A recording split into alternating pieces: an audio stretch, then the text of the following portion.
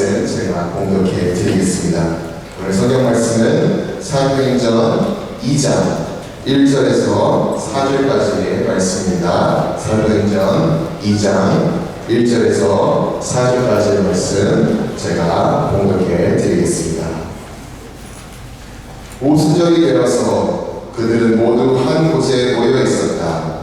그때 갑자기 하늘에서 세찬 바람이 부는 듯한 소리가 나더니 그들이 앉아있는 온 집안을 가득 채웠다. 그리고 불길이 솟아오를 때 혓바닥처럼 갈라진 것 같은 것들이 그들에게 나타나니 각 사람 위에 내려앉았다.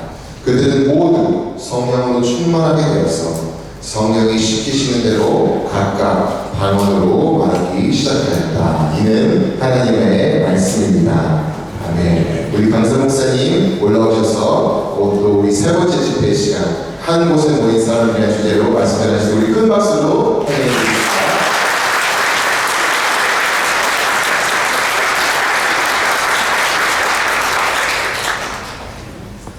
3일 이틀째죠. 세 번째 말씀을 함께 나누게 됐는데 오늘 아침에 제가 어젯밤에 은혜 받았다는 말을 못 들어서 시험단을 보내달랬더니 많은 분들이 오셔가지고 은혜 받았습니다 인사해 주셔가지고 저는 그렇게 생각했어요. 워싱턴 한인교회 교우들이 정말 좋은 사람들이다. 수준도 잘하고 또 강사 불러다가 또 시험 들을까봐 또 배려해 주시고 사랑해 주시는 모습을 보면서 참 사랑이 많으시고 친절하시고 배려가 또 많으신 그런 좋은 교우들이라는 좋은 인상을 갖게 되었습니다. 감사드리고 특별히 시간마다 찬양으로 섬겨주시는 분들 뒤에서 봉사하시는 분들 한 분 한 분의 모습이 너무 기쁨으로 섬기는 것이 정말 귀한 모습이라는 생각을 하게 되었습니다. 또 특별히 또 조금 다른 분들보다 연세가 좀 많으신 분들도 많이 계시는데 이렇게 식당 가는 것도 힘들고 또 요런 것도 멀고 하는 그런 것들을 참 열심히 참석하시고 누구보다 앞에 와서 계시는 우리 믿음의 선배님들을 바라보면서 이분들이 보여주시는 모습이 또 얼마나 귀한 모습인지 또 신앙 공동체를 이루면서 이런 어른들이 있다는 것이 얼마나 자랑스러운 모습인지를 다시 한번 배우고 또 감사하게 생각을 하고 이 자리에 섰습니다. 근데 뭐 아멘 안 하는 건 똑같아요. 그죠? 뭐 괜찮은데도 그런 것이 만들어요.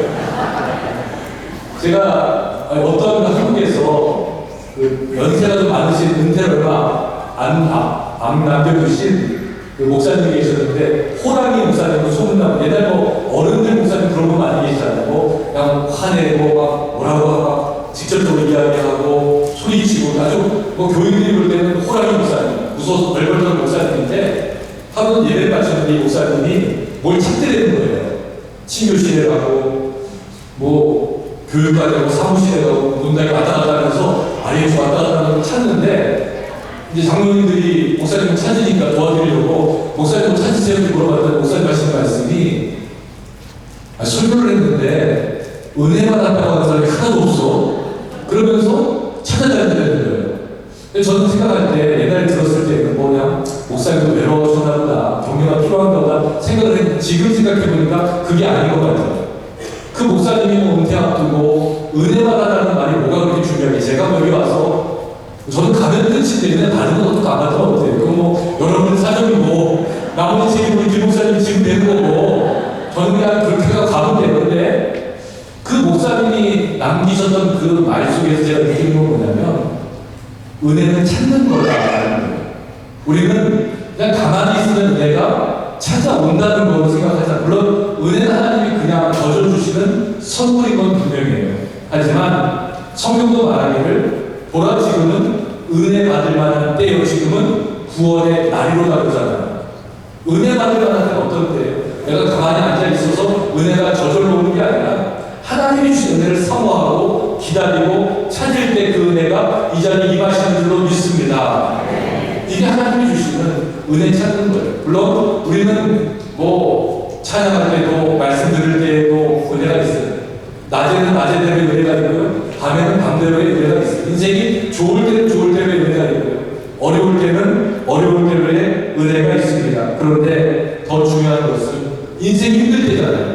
신앙의 갈등이 있을 때 내 눈에 미운 사람이 사람이 보일 때, 내 마음에 상처가 쓰라린 것으로 남아있을 때인 것 같아요. 그럴 때 우리는 하나님의 은혜를 사모하고 찾으면 하나님은 분명히 그 아픔을 넘어서 상처를 뛰어넘어서 우리에게 은혜를 부어주시는 하나님인 줄로 저는 믿습니다. 그 하나님의 은혜가 이 시간 여러분 마음속에 특별히 몸은 여기 와 있지만 세상에 대한 근심, 가족에 대한 걱정, 자녀에 대한 눈물로 기도하는 그 기도 가운데 함께 하시리라 생각을 합니다. 오늘 수양의 둘째 날 저녁을 맞이했는데 가장 어리석은 사람은 은혜 받을 자리에서 은혜 받지 못하는 것 같아요. 여러분들 이왕 여기 왔으니까 인상 풀고 마음 열고 하나님이 어떤 은혜를 보여주실까, 저 목사를 통해서 어떤 말씀을 하실까, 이렇게 꼼꼼히 따지지 마시고 그냥 하나님께 우리의 마음을 한번 내려놓고 맡겨보신다면 하나님이 이 시간 여러분을 향해 주시는 특별한 은혜가 임할 줄로 믿습니다. 중국에 장자라고 하는 유명한 철학자가 있죠. 이분이 꿈을 꾸는데 꿈이 너무 생생한 거예요. 나비가 되어서 훨훨 날아다니는 꿈을 꿨습니다. 산으로 꽃밭으로 날아다니는데 이 꿈이 얼마나 생생한지 꿈속에서 내가 원래 나비인데 사람인가 아니면 사람인데 나비인가 헷갈릴 정도로 꿈속에서 너무 생생한 거예요. 그러다가 꿈을 깨고 나니까 사람인 거예요. 그래서 이제 제자들에게 꿈 얘기를 합니다.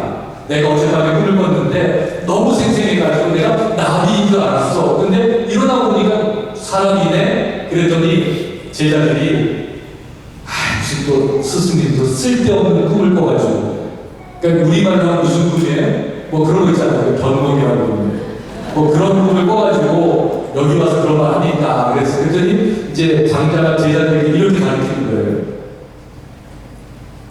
세상에 쓸데있는 거하고 쓸데없는 거는 사람이 나누는 거지. 어디가 쓸데있는 게 있고 쓸데없는 게 이렇게 물어보면서 이렇게 질문을 해요. 제가 서 있는 자리는 요만큼이 필요하잖아요. 그죠? 그러면 이 자리 말고는 저한테는 다 쓸데없는 자리예요. 그러면 이 자리만 필요하다고 다른 게 다 없다 그러면 제가 서 있을 수 있을까요? 남떨어진 요만큼이 어떻게 서 있을 수 있겠어요? 그게 아니라는 거죠. 내가 서 있기 위해서 쓸데있는 자리를 위해서 쓸데없는 자리 이만큼 있지만 그것도 역시 쓸데가 있다라는 거예요. 그래서 장자의 철학을 뭐라고 그래요? 쓸모없음의 쓸모라는 거예요. 세상에 쓸모없어 보이는 것들이 얼마나 쓸모 있는지 모르겠어요. 한번 생각해 보세요. 그림을 그릴 때 나무를 그리고 꽃을 그리고 뭘 그리고 사람을 그리고 다 그려놨어요. 그럼 여백이 하나도 없다면 그게 그림이 되겠어요? 아니잖아요. 쓸모없어 보이는 여백이 있기 때문에 그 안에 내용이 담기는 쓸모가 생긴다는 거죠. 산도 마찬가지예요. 나무가 쓸모 있는 나무는 아름드리 뚱뚱하고 곱고 똑바로 큰 나무들이 쓸모가 있어요. 그런데 그런 나무가 있어서 다 데려가서 집을 짓고 가구를 만든다 그러면 세상에 쓸모 있는 그 산이 어떻게 되겠어요? 쓸모 없는 나무, 우리가 볼 때는 말라 비틀어지고 가늘고 쓸모 없어 보이는 나무들이 있기 때문에 그 나무가 산을 지키고 있다는 거예요. 그래서 그런 산을 뭐라고 해요? 쓸모 없는 나무들이 지키는 쓸모 있는 산이라고 부르는 거예요. 우리는 살면서 쓸데있다, 쓸데없다, 쓸모있는 사람, 쓸모없는 사람, 필요한 사람, 필요없는 사람 다 부르는 거예요. 사람이 모이면 다 그렇잖아요. 교회 내에서도 마찬가지고, 여러분 직장이나 또 사업체에서도 마찬가지고, 학교에서도 마찬가지고, 어디서든지 이 사람은 좀 쓸모없는 사람, 쓸데있는 사람을 우리 기준으로 구분하는데 사실 하나님을 보실 때에는 쓸모없는 사람은 하나도 없잖아요. 모두 하나님 안에서 하나님의 관점에서는 너무 귀하고 너무 소중한 사람이에요. 1952년도에 노벨문학상을 수상한 이제 프랑스와 모리아크라고 하는 사람이 있는데 프랑스의 소설가이죠. 이 사람이 쓴 이제 84살의 책을 썼는데 지난날의 춤춘이라는 책을 썼어요. 그러면서 그분이 그 책에서 이렇게 이야기해요. 자기 인생을 돌아보니까 어느 것 하나 쓸모없는 것은 없었다 이렇게 이야기해요. 이건 우리 기독교적인 신앙적인 언어로 이야기하면 뭐겠어요? 모든 것이 다 하나님의 은혜였다라는 말이죠. 그건 어떤 것이 포함이 돼요? 내가 실패했던 것, 좌절했던 것, 상처받았던 것, 또 고생했던 거, 고난당했던 것, 이런 것도 다 포함이 되는 거예요. 그때는 그것이 쓸모 없어 보였지만 나중에 돌아보니까 이것이 쓸모 있었던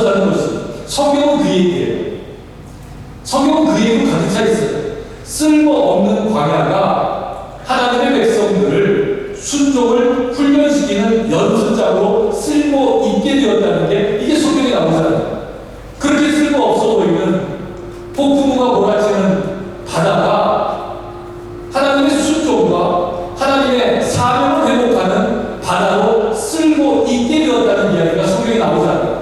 또 성경에 나오는 수많은 이야기들은 쓸모없어 보이는 사람들이 하나님의 손안에 붙잡혀서 하나님 나라의 일꾼으로 세워지는 이야기가 가득 차 있는 게 성경이에요. 여러분 그런 눈으로 세상을 바라보고 그런 눈으로 하나님의 나라를 바라본다. 아니 이 시대에 우리의 교회를 바라본다면 마찬가지예요. 내 눈에는 여전히 쓸모없어 보이지만 하나님께서 이 사람을 통해서 어떻게 역사하실까? 여기 보니까 조그만 아이들이 많이 왔다 갔다 해요. 그 아이들 바라보면서는 어떻게 생각해요? 이 아이들이 커서 어떻게 자랄까? 어떤 모습을 변할까? 지금 모습은 하나도 없어. 지금 보면은 야 얘가 어떻게 뭐 살아갈 수 있을까? 뭐 그냥 뭐 좀 애처롭기도 하고요. 이 험한 세상에 어떻게 서바이벌 할 수 있을까? 이런 생각하면서 그 아이를 바라보면은 좀 미안하기도 한 마음이 있어요. 그런데 하나님의 눈으로 바라보면 이 아이들이 커서 엄청난 인물들이 될 수 있잖아요. 아마 제가 볼 때 여기 계신 분들이 뭐 지금 뭐 세상에서 하는 일들, 뭐 귀한 일들, 중요한 일들, 뭐 높은 자리에 있는 이런 것보다 그 아이들이 훨씬 더 훌륭하게 될 것 같아요. 남의 자식인가요? 이런 얘기 하면 그냥 아무도 마음이 뭐, 딱 뭐 남의 자식 잘 되는 거 좋아하죠? 이상한 그 아이들 중에서 하나님께서 큰일을 맡기실 줄로 믿습니다. 그런 눈으로 바라보면요, 그냥 아이를 업고 다녀야 돼요. 그 아이들 때문에 격려해주고 기도해주고, 지금 여기서 뛰어다니고 땀 흘리고 말썽 피우고 뭐 장난치고 이런 아이들이 아니라 하나님이 계획하셔서 그 아이를 통해서 놀라운 일들을 일으키시고, 뭐 여기 수도잖아요. 미국의 수도에 사는 아이들 중에 대통령 하나 나와야 될 거 아니겠죠? 아시아 최초의 대통령도 나오고 여성 지도자도 나오고 이 시대를 이끌어나가는 훌륭한 인재들이 막 나오는 꿈을 한번 꾼다 그러면은 하나님은 우리같이 뭐 우리들을 왜 이곳에 보내셨는지 왜 이민자로 살게 하셨는지 잘 모르겠어요. 그런데 우리가 못다한 일들을 우리 자녀들을 통해서 분명히 이루어 주실 줄로 믿습니다. 예수님께서 십자가에 돌아가셨어요. 그러고 나니까 실업자들이 생겼어요. 쓸모없는 사람이 나타난 거예요. 예수님의 제자들이었죠. 그들은 지금까지 하나님의 나라를 만들어 나가겠다는 꿈을 가지고 예수님을 쫓아다녔어요.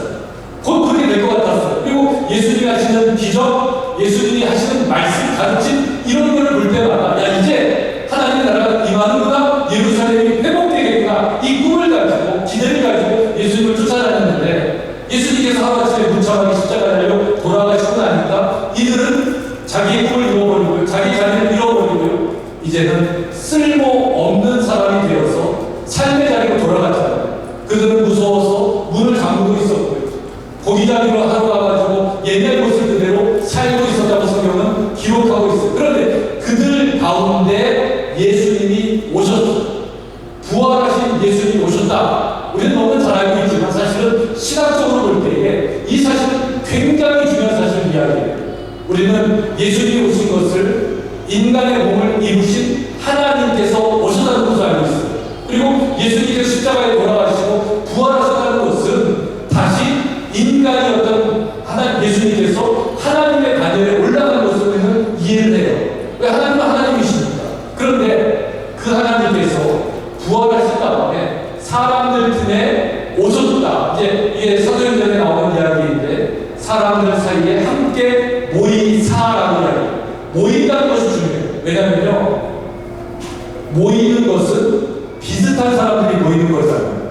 동창회를 하면 같은 학교를 나온 동문들이 모이는 게 동창회예요. 가족 모임을 하면 가족 구성원의 일원들이 모이는 것이 이게 모임이고 가족 모임이에요. 그런데 함께 모였다. 특별히 신약 성경에서 이 단어가 딱 한 번 쓰이는데 이것은 하나님이 인간의 몸을 입으시고 오신 예수 그 정도가 아니라 이제는 부활하신 하나님께서 다시 인간처럼 되셨다는 굉장히 중요한 사건이죠. 여러분 우리 김 목사님도 그렇지만 강아지를 굉장히 좋아하신다고 들었어요. 너무들 또 강아지 좋아하시고 고양이 좋아하시는 분들 계십니다. 나는 강아지 너무 사랑해. 그래서 우리 목사님께서 나는 강아지 사랑하니까 개랑 같이 놀고 싶어 해서 개 공원에 가가지고 같이 어떻게 논다 그러면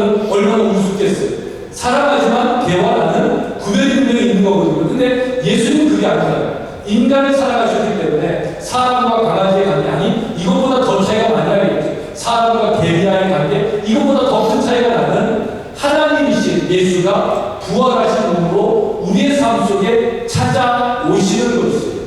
이게 기적이고 이게 은혜고 이게 역사라는 거죠. 제가 지난주에도 말씀드렸지만 저는 유학생으로 미국에 왔어요. 아마 여기 미국에 오신 분들은 몇 년, 몇 월, 며칠 미국에 왔다는 날짜를 기억하실 거예요. 그만큼 인생에서 중요한 결정과 또 결단을 한 날짜이기 때문에 그렇죠. 저도 1992년 12월 19일 날 이제 하와이 공항에 도착을 해가지고 미국 생활을 시작하게 된 거예요. 제가 말씀드렸지만 저는 공부를 열심히 했어요. 토플도 치고요. 또 그래서 박사 과정에 입학을 하는 이제 대학원에 입학하는 그런 부푼 마음을 가지고 이제 미국에 들어왔는데 이제 제가 그렇게 유학한다 그러니까 저희 어머니가 동네방에 얼마나 자랑하는지 우리 아들 유학한다, 우리 아들 박사된다 그래가지고 동네 엄마들이 다 알았어요. 근데 그 엄마 중에 하나가 저희 엄마 친구죠. 어머니 친구가 돈은 굉장히 많은데 아들이 속을 썩이는 거예요. 그런 아들이잖아요. 고등학교도 겨우 나오고 공부하고 세상에서 이것저것 막 방황하고 다니는 아들인데 이 엄마가 생각하기에 제가 이제 자기 친구 아들이죠. 유학 가는데 저 성실한 아들, 성실한 데 대해서 반응이 없으신데 이 아들의 성실한 아들의 편에 같이 미국에 보내면 사람 좀 될 수 있겠구나. 그래서 이제 저도 몰랐는데 비행기표를 끊는 옆자리에 있습니다. 한 번도 본 적이 없는 친구인데 며칠 전에 엄마가 그러더라고요. 너 가는데 얘도 데려가가지고 사람 좀 만들어내는 거예요. 그 친구는 저 몰래 하와이 대학에 랭귀지 코스 언어 연수하는 거 있잖아요. 그러니까 단기 연수 과정으로 등록을 해가지고 저를 따라서 보내는 거예요. 비행기 타는데 옆에 딱 사람인데 처음 보는 이제 또 동갑인데 얘를 데리고 가는데 얘는 영어를 한마디도 못해요. 헬로데이 비행기 다해요. 저는 그래도 막 토플 공부하고 영어 공부했으니까 얘는 나만 믿는 거예요. 근데 여러분 경험하셨잖아요. 한국에서 영어 잘해도 미국 소용없어요. 그게 뭐 알아듣게 얘는 뭐예요? 그냥 미국 온 거지. 거기에 얘네들 뭐라고 하는데 알아듣을 수가 있으니 얘는 나만 보고. 토플이 제가 얘를 데리고 가서 그냥 눈치로 이런 이렇게 하는 거 해서 이제 쟤를 데리고 이제 어떻게 이제 그 친구 집에 이제 또 얻어가지고 이제 미국 생활을 시작을 하는 거예요. 운전면허도 따고 그냥 금방 일을 많이 했어요. 그래서 이제 12월 19일에 도착을 했는데 닷새 만에 이 아이가 내 친구가 배가 아프다고 그러는 거예요. 한 3시쯤 됐는데 배가 아프면 어떡하지? 미국은 또 병원 가는 게 막 그 비싸다는 거 듣잖아요. 그래가지고 좀 견디면 될 거야. 물 마셔, 뜨거운 물 마셔, 배 마사지 해주고 그랬어. 근데 조금 시간이 지날수록 배가 불러요. 이 정도가 아닌 것 같아요. 그래서 안 되겠다. 이제 이게 그 이머전시라는 데리고 가야 되는데 저는 미국 이머전시 영화에 나오잖아요. 다 가면은 막 간호사들이 침대 끌고 나와가지고 싣고 막 들어오고 그런 줄 알았어. 갔더니 뭐 이렇게 하더니 한없이 기다리게 되네. 그리고 그날이 언제 12월 19일부터 닷새가 지났으니까 크리스마스 이브 날이었어요. 제가 또 3시부터 안 왔지만 또 참으라고 해가지고 밤 9시, 10시 갔는데 술 먹고 싸우는 사람들 얼마나 병원에 많이 와 있는지. 그냥 뭐 여기 깨지고 피나고 이런 사람이 있으니까 얘 배 아픈 애는 쉬지도 않는 거예요. 그래가지고 거의 이제 좌절이 됐어요. 얼마나 서운해요. 서러워요. 미국 와서 첫 크리스마스를 병원 응급실에서 영어 한마디 못하는 애들 둘이서 지금 맞아야 되는 거예요. 근데 그 친구는 나만 쳐다보고 그래도 제가 이제 생물학 박사 공부가 왔으니까 의사가 어디 아프다 그러면 알아들어야 될 거 아니에요. 이게 뭐 간이 아픈지 뭐 췌장인지 맹장이 터져. 그래서 또 걔 아픈 애가 옆에서 공부했어요. 사전보고 막 공부해서 머릿속에 들어갔을 때 의사가 뭐라고 얘기만 해봐 내가 통역해주겠다 이제 이렇게 갔어요. 밤 몇시쯤 되니까 겨우 의사를 만났는데 백인 젊은 의사였는데 지금 생각해보면 그 의사도 참 딱하신 분이죠. 크리스마스날 자전에 임원하시는 걸 지키고 있는 그 의사 선생님이 오죽하겠어요. 근데 뭐 의사가 와가지고 보고 가니 또 나가다가 뭐 이렇게 오래 걸리는지 하여튼 뭐 이제 침대에 누워가지고 이제 한참 기다리고 있더니 의사가 왔어요. 저는 이제 그때 이 의사가 영화에서 보는 것처럼 당신은 뭐 암 말기입니다. 뭐 이렇게 얘기해 줄 줄 알았어. 그래서 의사의 말을 딱 지켜보는 거예요. 얘는 날 제가 토요일이잖아. 5일 됐는데 5일째 토요일이 딱 있으면서 이제 의사가 와서 딱 짚으면서 이제 물어봐요. 하는데 뭐 이렇게 하다가 딴거 못 알아듣는데 굿 알아들었어요. 그래서 제가 통역을 했어요. 여기 괜찮아 그랬더니 얘가 그래서 그래서 그랬더니 좋대. 그랬더니 또 여기 딱 맞추더니 딱 누르는데 아픈 데를 눌렀어요. 딱 누르면서 Do you feel better? 그러는 거예요. better? 한국에서는 better였거든요. better라는 말을 들어본 적이 있었잖아요. 아니 한국에서는 배터리지 better 이런 거 안 하잖아요. 근데 이 사람이 better 그러는데 저는 그때 순간적으로 이게 병명이다 이 생각이 드는 거예요. 그래가지고 내가 공부하는 게 안 나오면 없잖아요. 그래서 의사한테 물어봤어요. What is better? 딱 물어봤더니 백인 의사가요 얼굴이 하얘져요. 나는 그 의사가 얼굴이 백인이 하얘질 때는 처음 알았어요. 얼굴이 하얘지면서 다시 시작하는 거예요. 다음에 또 아픈 데도 그러면서 이거 분명히 아픈 건데 또 what is better? 또 물어봤어요. 그랬더니 한참을 설명하는데 이 미국은 이제 5일 된 학생들에게 이게 설명이 되겠어요. 결국 그러다가 이 배로가 분명히 죽을 병인데 뭔지는 모르겠다 그래가지고 이제 거기서 이제 우리가 그냥 의사가 포기하고 가라 그랬어요. 그래서 이제 둘이 뭐 좀 나아져가지고 집에 왔는데 집에 오는데 그때 생각이 나요. 배로가 그 배로구나. 그렇다고 제가 걔한테 얘기할 수가 있어요? 얘기 못하잖아요. 그래가지고 나만 알고 대신에 제가 어떻게 생각했냐면 제 이제 미국 생활의 화두가 배로가 된 거예요. 더 나은 이게 된 거예요. 왜 미국에 왔냐? 여러분 다 왜 미국에 오셨어요? 더 나은 삶을 위해서 왔잖아요. 왜 열심히 그렇게 일하면서 애들 키우면서 살아요? Better education, for the better life, for the better freedom. 우리가 살아가는 삶의 모습이 그런 거 아니에요? 더 자유롭게, 더 큰 세상에서, 더 큰 꿈을 꾸면서 더 나은 삶과 더 나은 자녀 교육을 위해서 우리가 이렇게 열심히 살아왔던 거 아니에요? 저는 그거 가지고 살았어요. 내가 왜 목회를 해야 돼? 더 나은 하나님의 뜻을 이루기 위해서, 하나님의 나라를 더 아름답게 만들기 위해서는 베러라는 그 화두를 가지고 지금까지 살아왔다고 생각했어요. 그런데요, 이제 그 의사 선생님이 그러더라고요. 이게 이제 팔로우업이 필요하니까 이제 언제 다시 오라는 약속을 했어요.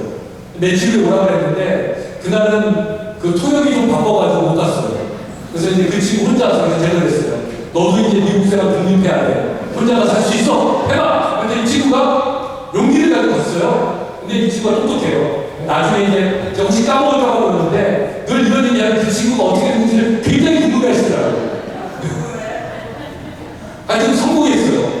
그렇게 시작을 해가지고 미국에서 대학교를 다 나오고 결혼도 하고 해서 하여튼 잘 됐어요. 제가 한 사람 키웠다고 생각하는 거 지금도. 근데 저한테 연락은 안 해요, 지금. 근데 이 친구가 갔다 왔는데 아주 야무져가지고요. 이제 그 의사 선생님이 만나면 약을 주잖아요. 그래서 갖고 왔는데 프레스크립션 노트를 받아온 거예요. 너 잘했다. 이게 제 그때 들은 상식이 있어가지고 한국은 뭐 의사가 다 이제 의사들이 약을 주잖아요. 미국은 이제 의사 선생님이 약을 처방해주면 이걸 약국에 가서 타오는 거를 제가 이제 어디서 배운 게 있어가지고 이거 가지고 저기 약국에 가서 약 사는데 너를 알아볼 거야. 그래가지고 이걸 가지고 약국으로 달려들었는데 또 그 공부병이 도졌어요. 이게 무슨 약인지 알아야 될 거 아니에요. 그래서 제가 그걸 연구했어요. 근데 여기는 의사 선생님 계실지 모르지만 제가 부탁드리는데 글씨 잘 쓰세요. 의사 선생님 글씨를 알아볼 수가 없어요. 막 뭐렇게 썼는데 분명히 영어도 썼겠죠. 근데 정말 못 알아보겠어요. 제가 오디가 생겨가지고 4시간을 들여다봤어요. 4시간을 들여다보니까요, 그냥 글자 하나하나가 갑자기 막 피어오르면서 형체를 보이는데 글씨가 연결이 되는 거예요. 그러면서 그 양면이 떠오르는 거예요. 보이는 거예요. 그걸 뭐라고 쓰는 줄 아세요? Next time, bring your translator. 역시 와신도 하니까 영어 바로 하는 거야. 이렇게 해서 영어를 하면 되는 거잖아요. 난 그 의사 선생님을 조금 존경하지 않기로 했어요. 왜냐면 그거 써도 100불 받았는데. 뭐 시간을 쓰셨으니까 그렇게 하겠지만, 우리 불쌍한 학생들 그냥 그렇게 해가지고 뭐 말하면 못하게 해가지고. 그래서 약학 안경이 얼마나 다행이라서 저는 칭찬하고 있어요. 근데요, 베로나이트를 찾아온 우리들에게 하나님은 이 세상을 우리끼리 살 수 없으니까 통용을 보내주시잖아요. 저는 그게 예수님으로 생각을 했어요. 이 땅 가운데 우리의 마음속에 하나님의 은혜를 부어주시고 알게 하시고 생명의 비밀을 깨닫게 하시고 우리가 모르는 사랑의 언어를 일깨워 주시고 성령을 통해서 말씀하시는 그 트랜슬레이터, 이게 우리 주 예수님이라는 것을 그때 마음속으로 깊이 새기게 되었어요. 그 마음을 가지고 우리가 살아가는데 어떻게 생각하면 우리도 답답한 적 없고 잘 모르는 것도 많고 이해 안 되는 것도 많고요. 내 힘으로 해결돼 풀 수 없는 일들이 세상에 얼마나 많은지가 몰라요. 그래서 예수님께서 이 땅에 오셔가지고 40일을 더 머무시면서 부활하신 예수님 얘기해요. 그리고 가시면서 야 이거 안 되겠다. 내가 너희들에게 또 하나의 어떤 그 트랜스레이터를 보내주겠다. 그래서 우리에게 주신 분이 누구예요? 성령님이시잖아요. 그래서 성령은 우리 마음속에서 깨닫게 하시는 분이에요.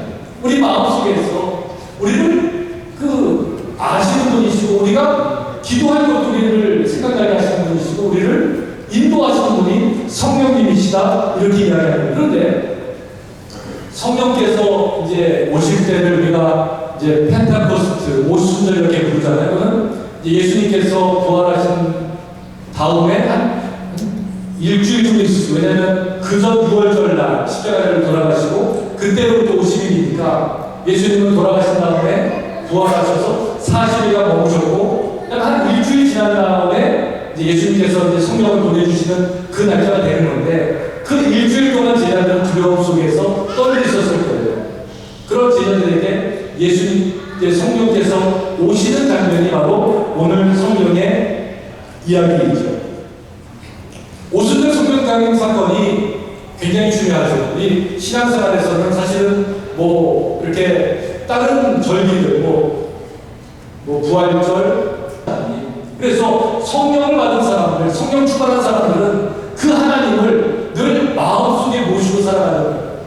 여러분 내 안에 우리 안에 성령이 계십니까? 하나님이 계십니까? 계셔야 돼요. 그 하나님께서 우리를 지키시고 돌보시고 우리와 함께 하시는 역사가 늘 일어나기 때문에 그렇죠. 성경은 이렇게 이야기해요. 때가 이르렀다는 거예요. 이미 이르렀다는 것은 하나님에다가 물을 부을 때 처음에는 물이 뭐 차근차근 차겠지만 어느 정도 차고 나면은 부으면 넘치잖아요. 이게 때가 찼다는 거예요. 하나님의 때가 찼다. 이 표현이 딱 두 번 나오는데 승천하실 때가 이르렀다. 성령이 오실 때가 되었다. 이 하나님에 대한 부분으로 성경은 때가 찼다는 말을 똑같이 이야기하고 있어요. 그때 다락방에 120명이 모였다고 그러죠. 예수님의 제자들도 있었고요. 예수님의 어머니도 있었고요. 예수님의 형제들도 있었고요. 또 예수님을 따르는 많은 사람들이 있었어요. 근데 그 성령께서 누구에게 임하셨겠어요? 그래도 교회 다닌 지 한 60년 이상 되신 분들? 10년은 지나야지. 아니에요. 오래 다닌 사람도 있었고요. 다 믿는 사람도 있었을 거예요. 믿음이 좋은 사람도 있었고요. 믿음이 약한 사람도 있었을지 모르겠어요. 그런데 그때 모인 모두에게 성령이 임했다고요. 성령은 차별하지 않아요. 사람은 쓸모를 따지고, 사람은 믿음의 열매를 따지고, 사람은 교회 다닌 신앙의 경력을 따질지 모르지만 성령은 그렇지 않습니다. 초대교회가 폭발적으로 부흥하고요. 말씀 따라 살고요. 성령에 따라서 생명을 걸고 전도했어요. 그런데 그때 예수 믿었던 사람들 몇 년 믿었겠어요? 몇 개월 믿고요. 1년 믿고 2년 믿고 이런 사람들이 복음에 불치가 되었던 거지. 오래 수십 년 믿은 사람들 물론 그런 분들의 믿음도 존중하고요. 중요하지만 사실 성령의 역사는 그런 것 따지지 않잖아요. 그죠? 하나님께서 계획하신 일들 하나님은 하나님의 사람을 통해서 이루고자 하시는 거예요. 그때 성령이 임하는 모습을 누가가 기록하잖아요. 누가는 의사였어요. 아주 디테일하게 세세하게 말씀을 기록하면서 누가복음과 사도행전을 기록하는데 아무리 세세하게 자세하게 정확하게 묘사를 하려고 하더라도 못하는 게 있었어요. 그게 뭐냐면 성령이 임하시는 모습이었어요.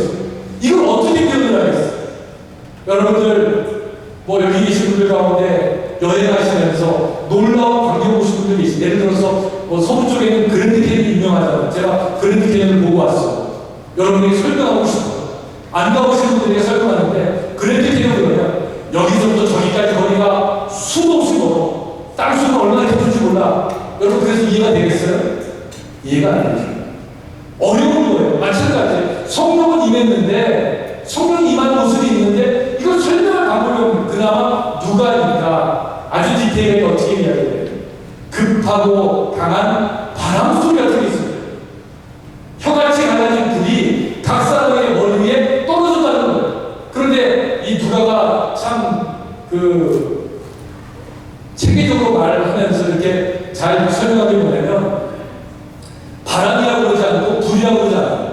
마치 불 같은 것이 바람 소리 같은 처럼 이런 표현을 써가지고 이게 꼭 아닌데 비슷하게 나왔다는 걸 설명하고 있어요.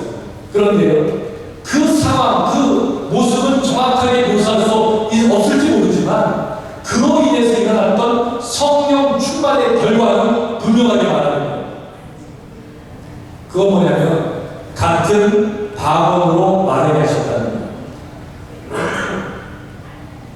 어떤 모습으로 임했는지 모르지만 그 결과는 분명한데 각자의 방언으로 말하는데 이게 우리가 이야기하는 천상의 이야기고 우리가 방언할 때 뭐 샬라샬라 하는 거 있잖아요. 그런 게 아니라 다른 나라에서 온 사람들이 알아들을 수 있는 말이라는 거예요. 그래서 그 사람들이 놀래. 그 사람들은 이제 지금 이야기하는 중동, 지방, 아프리카, 아시아, 유럽, 세계에서 온 이 사람들이었는데 이 사람들이 들으니까 막 사람들이 노래가 쏟아나는데 들어보니까 자기 나라 말이거든요. 그 하는 이야기가 하나님의 큰일 증거한다고 했어요. 근데 그 큰일을 증거하는 말을 들으면서 뭐라고 하냐면 야, 이 말하는 사람들이 갈릴리 사람들이 아니냐? 갈릴리 사람들이라는 말은 뭐냐면 무식하다는 얘기예요. 무식한 사람들이 어떻게 우리의 방언으로 이야기할 수 있느냐라고 이야기하는 거죠. 성령께서 하시는 거죠. 성령께서 하시는 일이 뭐예요? 성령 충만의 증거가 뭐겠어요? 뭐 병고치고 예언하고 뭐 방언하고 이런 게 아니라 한마디로 이야기하면 이렇게 이해해요. 성령 충만의 역사는 통하는 역사라는 거예요. 말이 통하면 마음이 통하고요. 마음이 통하면 영이 통하지 말아요. 신앙 공동체가 성령 충만한 것은 하나예요. 통해야 돼요. 통하지 않으면 아무리 똑똑하고 아무리 뭐가 있고 아무리 뭐가 많고 해도요 이 재미가 없잖아요. 여러분 뭐 누구랑 밥 먹으러 갔는데 말 안 통하는 사람하고 밥 먹으면 고역이에요. 근데 뭐 맛없는 거 먹으면 좀 싼 거 먹어도 말 통하는 사람 먹으면 2시간 3시간 막 수다 들고 또 파킹 가서 만나고 뭐라 그래요? 또 거기서 한 시간 얘기하잖아요. 그러면서 또 헤어질 때 뭐라 그래요? 다음에 만나면 또 이야기하는 거 있어요. 그게 통하는 거잖아요. 성도 마찬가지예요. 통하게 하는 게 성령의 역사였어요. 제가 한 번은 교회에서 이제 퇴근하기 위해서 교회 주차장으로 내려가는데 어떤 차가 급하게 들어오고 있는데 그 차가 얼마나 급하게 들어오는지 제 눈에는 여러분 만화 영화 보시면 차가 이렇게 공 들어오는 게 아니라 공중공중 쏘는 게 있잖아요. 그렇게 차가 들어오는 게 보여요 진짜. 그렇게 막 오더니 띡하더니 제 옆에 딱 씹는 거예요. 백인 여성인데 이분이 창문을 딱 내려요. 그러면서 저한테 뭐라고 그러냐면 Is there a preacher? 이렇게 물어보는 거예요. 그러니까 딱 보니까 교회 안 다니잖아요. 교회 다니는 사람은 패스터라고 하지 뭐 프리처를 안 묻잖아요. 아니면 클러지 이렇게 물어봐야지. 근데 프리처를 하는 말 듣는 순간에 이 사람은 좀 이상한 사람이다 이렇게 감이 왔어요. 저희 목사가 눈치가 빠르잖아요. 그죠? 그리고 딱 보니까 뭐 도와달라는 거예요. 도움은 딱 2가지예요. 가스리 아니면 이제 잠잘거. 그러니까 가스리는 좀 싸지만 잠잘거는 좀 비싸잖아요. 머릿속으로 또 지갑이 얼마 있지? 그러면서 이제 제 머릿속으로 그래요. 이제 프리처이냐 물어봤으니까 제 머릿속으로는 여기 목사님 없어라고 얘기하는데 제 입에서는 I'm a pastor. 얘기 해보는 거예요. 그랬더니 그 여자가 아주 그 얼굴에 이렇게 미소를 너 잘 걸렸다 이런 표정이 보이는 거예요.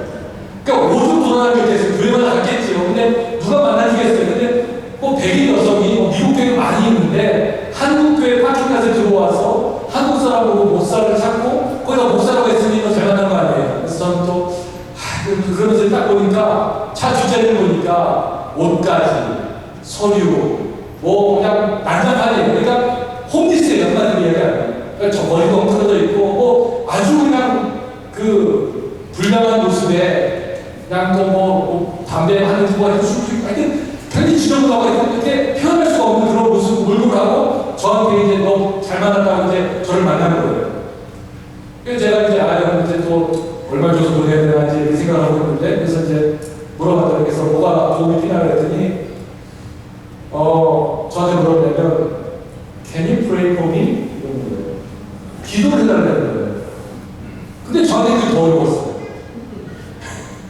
아니 갑자기 영어로 기도하면 힘들어요. 그렇잖아요. 나는 저기 뭐 한국교회 목회하면서 저는 이제 그래도 영어로 설교도 하고 영어로 기도도 하는데 장례식 때만 해요. 왜냐면 우리 이제 교우들의 자녀분들이 영어권이니까 그래서 제 영어는 장례식은 잘해요. 근데 그것도 준비해서 하는 거잖아요. 준비해서 읽는 거지. 갑자기 막 그 기도하는 건 너무 힘들어요. 그래가지고 또 시간을 벌어야 되기 때문에 무슨 문제가 있냐고 제가 정중하게 물어봤어요. 그랬더니 이분이 이제 자기 라이프 스토리를 얘기하는 거예요.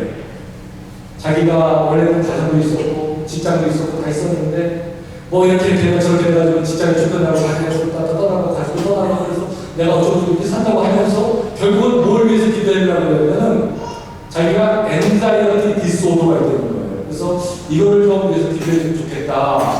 그 얘기를 해가지고 또 머릿속으로 당연히 빠져주고 혼자면서 이 기도를 막 머릿속에 고민하면서 기도를 해주려고 성령께서 제 마음속에 이 말을 하려는 것 같아요. 그래가지고 제가 딱 두 마디 했어요. 그랬더니요, 그분의 삶의 문제가 싹 해결됐어요.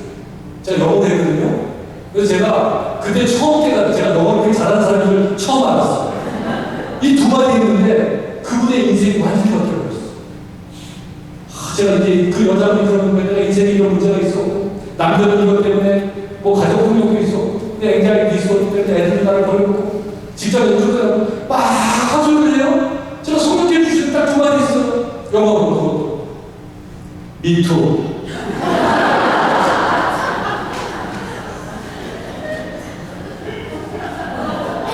그랬더니요, 그분의 앞을 가로막고 있던 어둠의 그림자가 싹 물러가고 얼굴이 환해지고 그분은 그랬을 것 같아요. 자기만 문제가 있는 줄 알았는데 멀쩡해 보이는 목사도 그렇다고 하니까 저는 그냥 주차적으로 얘기한 건데, 그러니까 용기를 얻은 거예요. 그러면서 얼굴이 환해지면서 막 달려는 거예요. 그래서 제가 붙잡았어요. 얼마 프레이어. 내 기도 준비했는데 뱃속에 가버렸어요.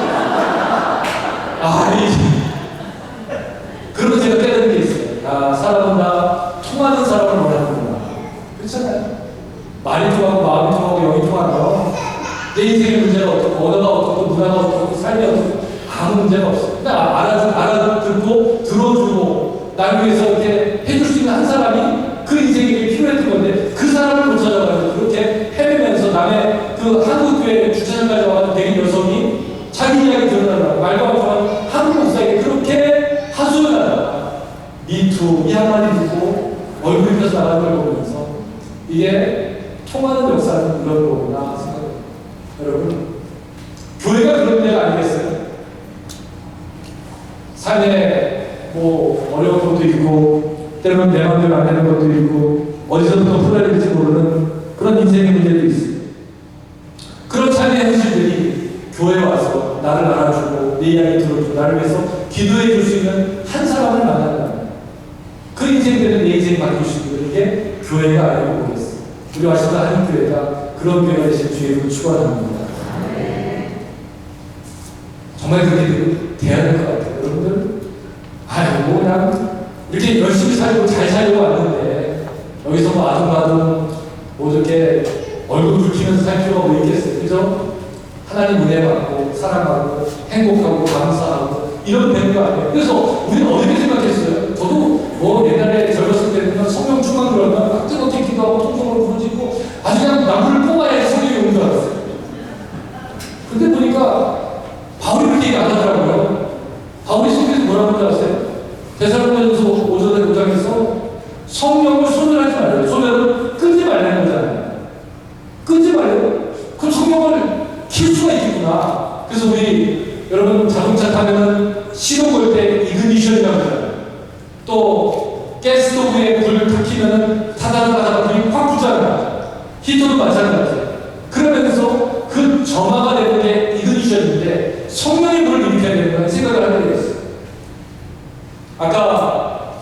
이제 우리 누가가 사도행전을 쓰면서 성령을 두 가지로 표현했잖아요. 바람이랑 하는 분이고.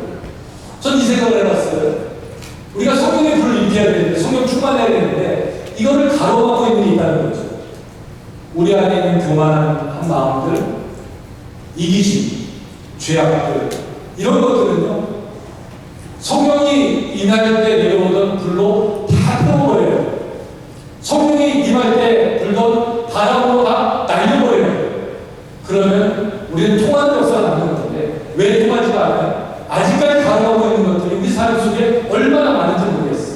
내 자존심이, 내 교만한 모습들이, 죄된 모습들이, 그런 것들이 가로막고 있는 거예요. 교회 안에서도 마찬가지예요. 우리가 성령 충만하기 위해서는 그런 걸 알려버려요. 이제는 성령의 이그니션을 눌러야 되는데, 성령을 소멸하지 말라고 했던 바울이 그 앞에서 뭐라고 그러냐면, 항상 기뻐하십시오. 쉬지 말고 기도하십시오. 범사에 감사하십시오. 이렇게 이야기하는 거예요. 저는 그 말씀을 이어서 읽다가 생각을 했어요. 그렇구나. 성령을 소멸하지 않고 성령 충만하게 사는 것이, 너 대단한 기적을 우리가 경험하고 성령의 은사를 받고 이걸 통해서 뭐 세상에서 내가 성령의 사랑을 증거하며 이런 게 아니라 그저 기뻐하고 기도하고 감사할 수만 있어요. 이것만한 성령 충만의 증거가 없다는 것을 깨달았어요. 사랑하는 워싱턴 한인교회 성도 여러분, 항상 기뻐하시기 바랍니다. 쉬지 말고 기도하시기 바랍니다. 범사에 감사하시기 바랍니다. 이만한 성령의 증거가, 성령의 역사, 성령의 축복이 없다는 것을 기억하시고, 오늘 이 한 곳에 모인 우리들에게 주시는 하나님의 음성으로 들으시고, 기뻐하고 감사하고 기도할 때 우리 안에 영이 통하고 마음이 통하고 말이 통하는, 그래서 우리 워싱턴 한인 교회가 그 어떤 믿음의 공동체보다 서로가 서로를 이해하는, 통하는 교회, 성령의 충만함을 누리는 그런 아름다운 신앙의 공동체가 되시기를 주님의 이름으로 축원합니다. 기도하시겠습니다. 사랑의 하나님, 감사합니다. 저희들을 이 자리에 불러주셔서 하나님의 귀한 일을 맡겨주시고 성령의 은혜를 깨닫게 하시니 고맙습니다. 주님 바라보고 살아가는 저희들에게 성령 충만함을 허락하여 주실 때 서로의 마음이 통하게 하시고 우리의 말이 통하게 하시고 영이 통하게 하셔서 성령 충만함을 누리며 살아가게 하시고 감사와 기쁨, 기도가 넘치는 성령 충만한 교회 되게 하여 주시옵소서. 감사드리며 예수님의 이름으로 기도 올려옵나이다. 아멘.